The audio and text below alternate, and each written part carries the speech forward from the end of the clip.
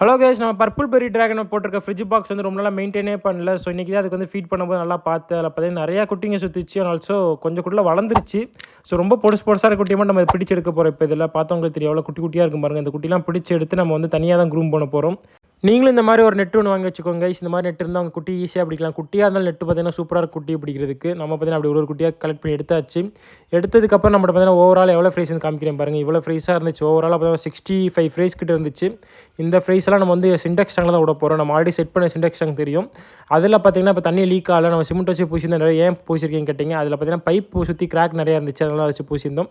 Okay, condition பண்ணி பார்த்தீங்கன்னா நம்ம கப்பியெல்லாம் உள்ளே ரிலீஸ் பண்ணியாச்சு. ரிலீஸ் பண்ணி கப்பி வந்து பார்த்தீங்கன்னா ரொம்ப பெரிய ஸ்பேஸ்னால நல்லா ஜாலியாக சுற்றி விளாண்டுட்டு இருந்துச்சுங்க.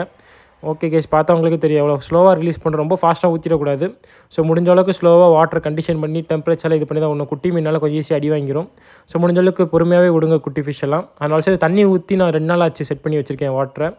ஓகே கேஸ், இது செட் பண்ணதுக்கப்புறம் பார்த்தவங்களுக்கு தெரியும் குட்டிங்க எவ்வளோ சூப்பராக நீந்துங்க பாருங்கள். கண்டிப்பாக இது வளர்ந்ததுக்கப்புறம் அப்டேட் போடுறேன். பை பை கேஸ், இந்த நெக்ஸ்ட் வீடியோ மறக்காம வீடியோ சப்போர்ட் பண்ணுங்கள். Bye by.